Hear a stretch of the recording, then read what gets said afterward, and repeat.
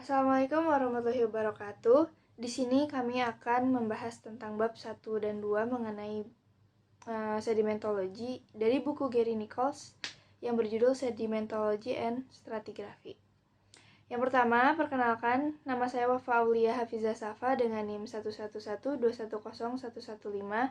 dan rekan saya pertama yang bernama Rowena Astika dengan NIM 11121101130. Kemudian ada Kingking Rahmawati dengan NIM 11121101135 dan kemudian ada Javier Ali dengan NIM 11121101165. Lingkungan penggenapaan merupakan keseluruhan dari kondisi fisik, kimia, dan biologi pada tempat di mana material sedimen terakumulasi. Jenis-jenis lingkungan pengendapan ada darat. Darat itu meliputi gunung, danau, dan sungai. Kemudian ada transisi, meliputi delta dan pantai. Dan laut, ada laut dangkal dan laut dalam. Dalam buku ini sebagai contoh lingkungan fluvial atau sungai mencakup saluran yang membatasi aliran air tawar yang membawa dan mengendapkan material berkerikil atau berpasir pada batangan di saluran. Ketika sungai banjir, air menyebarkan sedimen yang relatif halus di atas daratan banjir, di mana ia diendapkan dalam lapisan tipis. Tanah terbentuk dan vegetasi tumbuh di daerah dataran banjir. Dalam deskripsi batuan sedimen dalam hal lingkungan pengendapan, istilah facies itu sering digunakan. Facies batuan adalah tubuh batuan dan dengan karakteristik tertentu yang mencerminkan kondisi di mana ia terbentuk. Diliputi dari reading dan level 1996. Menggambarkan facies tubuh sedimen melibatkan pendokumentasian semua karakteristik litologi, tekstur, struktur sedimen dan kandungan fosil yang dapat membantu dalam menentukan proses pembentukan. Dengan mengenali asosiasi facies, dimungkinkan untuk menetapkan kombinasi proses yang domain. Karakteristik lingkungan pengendapan ditentukan oleh proses yang ada, dan karenanya ada hubungan antara asosiasi facies dan lingkungan pengendapan. Kita akan masuk dalam pengklasifikasian dari batuan sedimen, di mana batuan sedimen dibagi menjadi dua, yaitu ada klastik dan non-klastik. Klastik terbagi menjadi volkanik klastik, silisi klastik atau terrigenous klastik, dan juga ada karbonat. Sedangkan di non-klastik terdapat karbonat lainnya dan juga evaporit, di mana batuan sedimen silisi klastik itu terdiri dari partikel dan kelas yang berasal dari batuan yang sudah ada sebelumnya. Sedangkan untuk karbonat sendiri, menurut definisi batu gamping adalah setiap batuan sedimen yang mengandung lebih dari 50% kalsium karbonat atau CaCO3. Di lingkungan alam sendiri, sumber utama dari kalsium karbonat merupakan bagian yang keras dari organisme seperti cangkang moluska.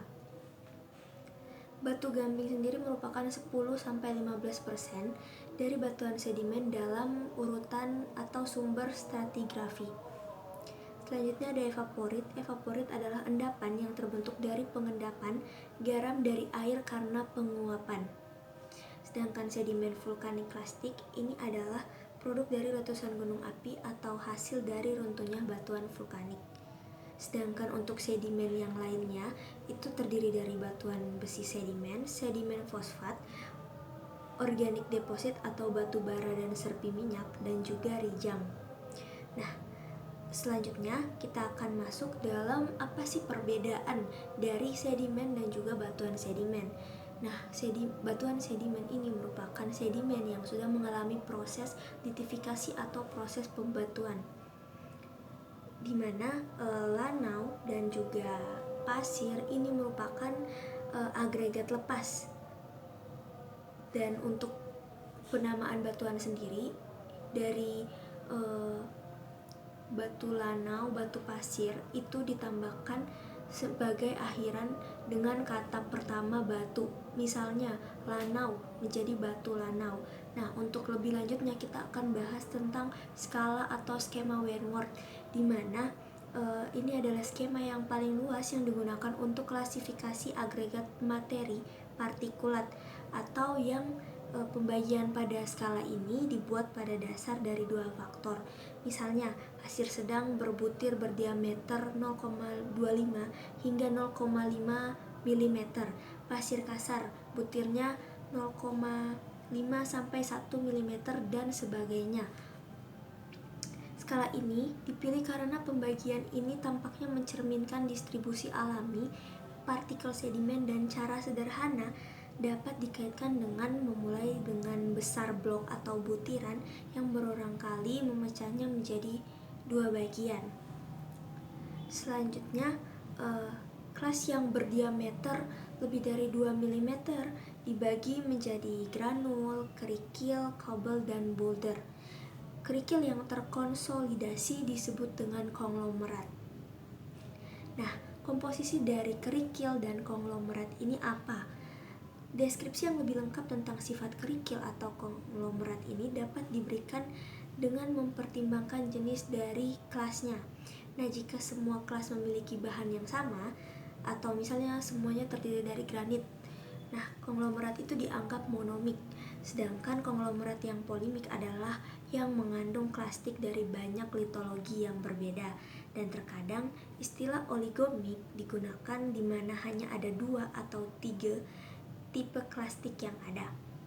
Untuk tekstur dari konglomerat sendiri terdiri dari bahan berukuran kerikil. Di antara butiran, kerikil berbatu dan bongkahan batu besar, pasir dan atau lumpur yang lebih halus akan sering terdapat pada konglomerat sendiri. Bahan yang lebih halus ini di antara kelas-kelas besar disebut dengan matriks deposit. Jika ada proporsi tinggi atau lebih dari 20% dari matriks, batu mungkin disebut sebagai konglomerat berpasir atau berlumpur konglomerat, tergantung pada ukuran butir matriks yang terdapat pada batuan konglomerat tersebut. Bentuk plastik pada kerikil atau konglomerat sendiri adalah ditentukan oleh sifat rekahan batuan dasar mereka yang berasal dan sejarah dari transportasi bagaimana proses pembentukan dari konglomerat tersebut. Untuk materi selanjutnya akan dilanjutkan oleh teman saya. Selanjutnya saya akan membahas mengenai pasir dan batu pasir. Batu pasir sendiri merupakan jenis dari batuan sedimen. Nah, batu pasir ini dia memiliki ukuran butir yang sangat beragam, mulai dari yang berukuran lempung hingga berukuran bongkah. Batu pasir yang memiliki ukuran butir lempung, itu tuh butirannya amat sangat halus sekali. Jadi itu tuh tidak bisa dilihat oleh mata telanjang, jadi harus lewat mikroskop untuk melihat butiran-butirannya. Apabila dia diraba oleh tangan, itu tuh terasa halus, jadi seperti tidak ada gerenjel-gerenjelan seperti itu. Nah, kemudian butiran pasir ini sendiri dibentuk oleh pemecahan batuan yang sudah ada oleh pelapukan dan erosi sebelumnya. Nah, di dalam batu pasir, dia tuh tidak hanya mengandung ukuran butir-butir pasir, tetapi juga mengandung fragmen-fragmen lainnya.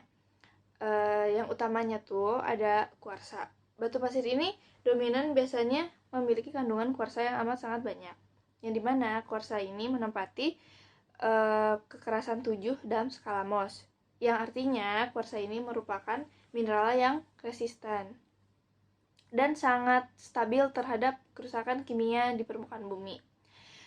Butir kuarsa sendiri itu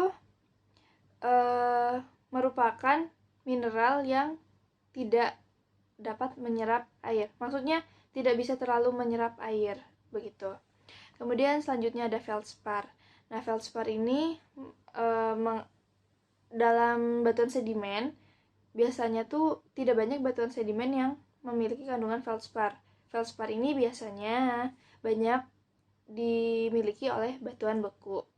Dan feldspar sendiri dia tuh rentan terhadap perubahan kimia. Selanjutnya ada mika. Mineral mika yang paling umum itu ada biotit dan muskovit.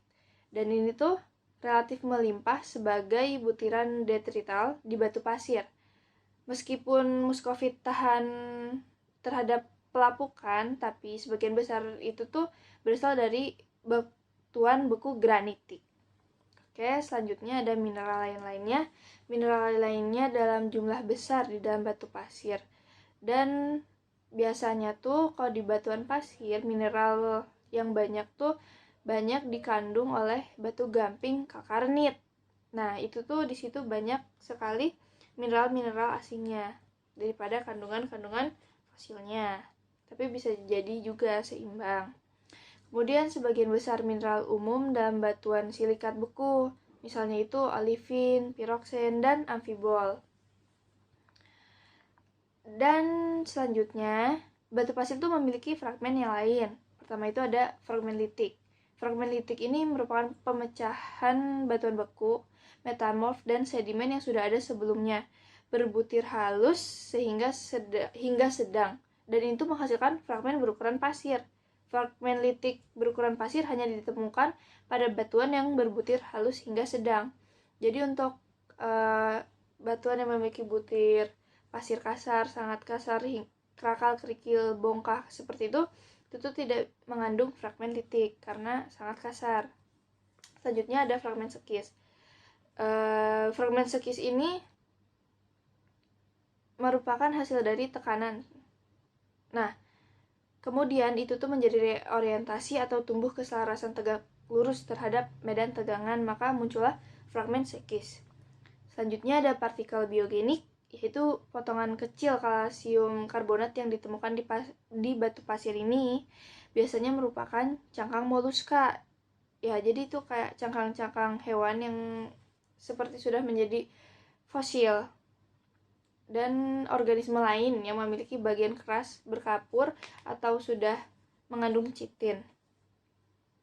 Kemudian ada mineral autigenik, yaitu mineral yang tumbuh sebagai kristal dalam lingkungan pengendapan disebut mineral autigenik. Nah, mereka ini berbeda dari semua mineral yang dibentuk oleh proses batuan beku atau metamorf. Dan selanjutnya dilanjut pembentukannya itu oleh batuan sedimen sehingga terbentuklah mineral autigenik. Selanjutnya ada matriks. Nah, matriks ini merupakan material berbutir halus yang berada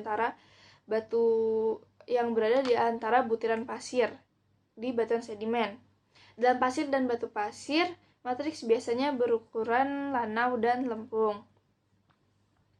Selanjutnya, dalam penamaan batu sedimen itu tuh memiliki nomenklatur dan klasifikasi batu pasir. Seperti contohnya klasifikasi Petit John, terus ada seperti Wentworth yang dimana batu pasir ini memiliki nama berdasarkan ukurannya. Batu lempung dengan ukuran 0,006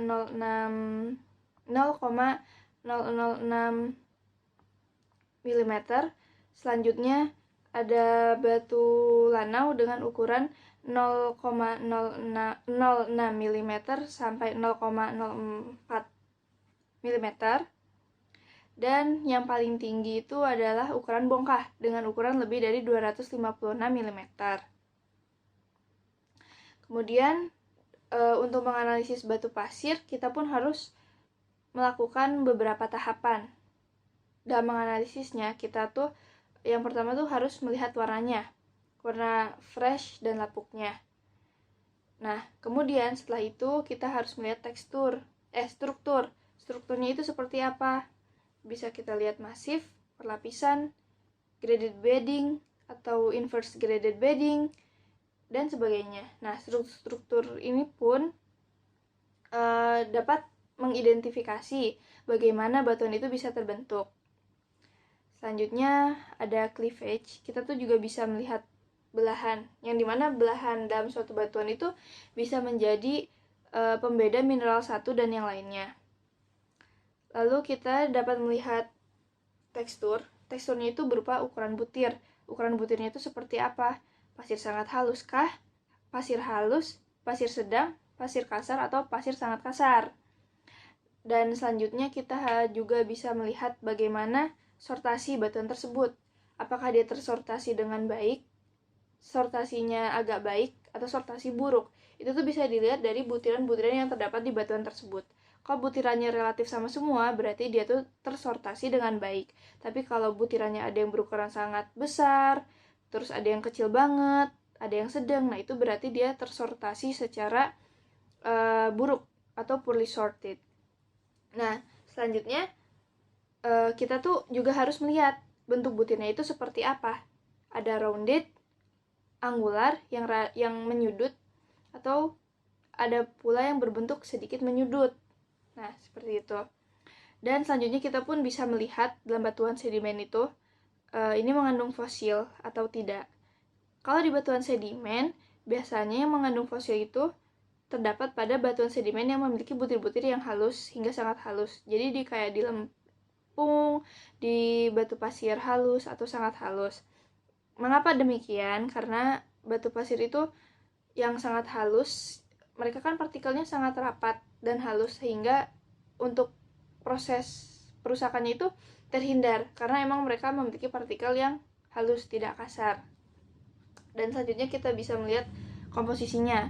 Ada fragmen, matriks, dan semen. Fragmen itu kayak mineral apa saja yang ada di situ, bisa kuarsa, atau mungkin kita bisa menemukan seperti coal chip atau batu bara tapi yang hanya sepotong-sepotong kecil, seperti itu. Kemudian untuk matriks itu biasanya turun satu dari ukuran butir. Semisal ukuran butirnya sangat kasar, berarti matriksnya itu material berukuran kasar. Semisal ukuran butirnya pasir halus, berarti ukuran matriksnya itu lanau, begitu. Kemudian untuk semen itu ada silika dan karbonat. Sekian dari saya. Clay, sill, dan mutrok. Clay, sill, dan mutrok merupakan kelompok sedimen yang cenderung diabaikan, tetapi lingkungan pengendapan dan stratigrafi mereka dapat memberikan informasi seperti jenis batuan sedimen lainnya. Definisi istilah dalam batuan lumpur atau mutrok. Lumpur didefinisikan sebagai ukuran butir material antara 4-42 mikro. Ukurannya dibagi menjadi kasar, sedang, halus, dan sangat halus. Mineral lempung merupakan kelompok phyllosilikat mineral yang merupakan penyusun utama lempung berukuran partikel. Lanau dan batu lanau. Parameter mineralogi dan tekstur lanau lebih sulit ditentukan daripada batu pasir karena ukuran partikelnya yang kecil. Kuarsa merupakan mineral yang paling umum terdapat pada endapan lanau.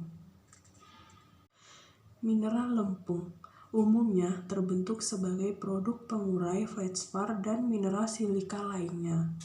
Mineral lempung dalam sedimen umumnya terbentuk di tanah di daerah beriklim sedang, di mana pencuciannya terbatas. Tekstur dan analisis dari batuan sedimen trigenus klastik. Kelas dan matriks fragmen yang membentuk batuan sedimen disebut klastik. Ukurannya berkisaran di ukuran dari lanau ke pasir hingga ke kerikil. Sorting merupakan deskripsi dari distribusi ukuran kelas yang ada sedimen yang terpilah dengan baik tersusun dan kelas sebagai besar tersusun dalam satu kelas pada skala Wentworth. Analisis granulometrik dan bentuk klastik. Analisis granulometrik merupakan penilaian kuantitatif dari persentase yang berbeda ukuran butir dalam sedimen klastik dan batuan sedimen. Data ini dapat digunakan untuk deskripsi dan interpretasi mineral sedimen klastik. Analisis bentuk kelas. Analisis dilakukan dengan mengurutkan kelas berdasarkan bentuknya.